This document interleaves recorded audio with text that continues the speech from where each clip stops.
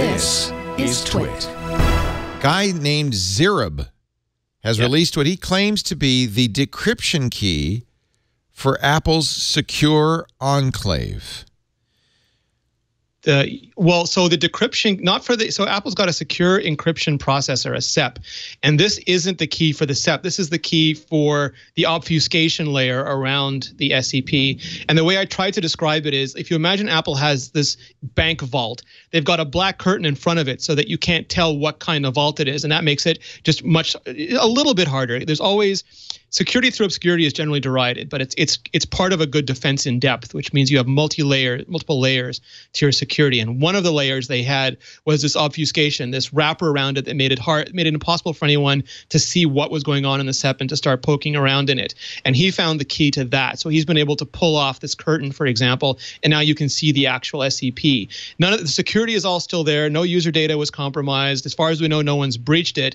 It's just now he and white hat and black hat hackers alike can actually see what the SEP is. Well, but they can see the firmware too, right? That means they can start to they can hack on it, before it was obfuscated. So it was obfuscated before. Now it's revealed, and if I can bet there are hundreds, if not thousands, of hackers looking at it, trying to find flaws in it.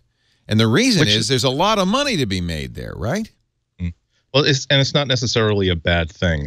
If he was able to crack through this, peel back that curtain, that's not to say that other people have not done it previously, but just simply regarded that information as way too valuable to share with anybody. So if it exposes another layer to let the good hackers look for vulnerabilities that Apple hasn't found yet, that's not necessarily a bad thing. But it's nothing for anybody to worry about as yet, but it's certainly a landmark data point. This is what Zerub, the checker, says. The fact that by the way, the secure Enclave is where Touch ID goes. It's where passwords are stored. It's where all the secret stuff is stored in a secure Enclave, so that it's separate from the rest of the operating system. Right. It's not the your secret stuff that could be compromised. It's the code that Apple put together to keep the stuff secret that could have been exposed. Right. Which means that if there is a problem in there that can be exploited, now it's one step easier for someone to find that problem. Here's what Zerub says: the fact that the SEP was hidden behind a key worries me. Is Apple not confident enough to push the secure Enclave decrypted as they did with kernels past iOS 10?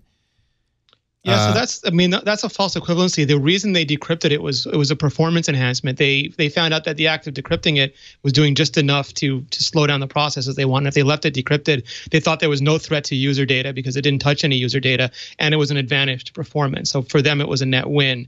Where this again is that defense in depth. I mean, Paradise Island has that cloaking device, and if you get through that cloaking device, you still got to fight the Amazons and bust into the castle. But that cloaking device stops you from even having to do that. And this is the same way you might have a gate before you get to the alarm, before you get to the front door, before you get to all these other things. Right. It was just one more layer of protection. So now people will be analyzing the firmware, trying to find holes in it.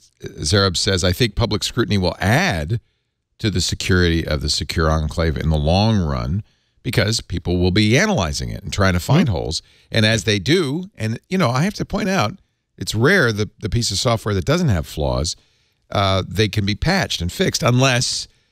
And this is the reason there'll be a gold rush trying to break this stuff down. The hacker sells it to the NSA or the CIA or to the mafia or somebody who doesn't want to disclose it but instead wants to use it.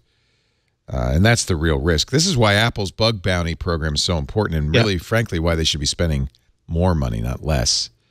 They are not coming even close to, with $100,000 to the millions of dollars that a bad actor will pay or a government will pay for these flaws. Yeah, also not just paying for those flaws, but also paying for the secrecy of these flaws. Because remember that if there's a vending machine somewhere on campus that will give you 3 Cokes for $1 instead of 1 Coke for $1, you don't want to tell anybody that exists, or else they'll fix that machine.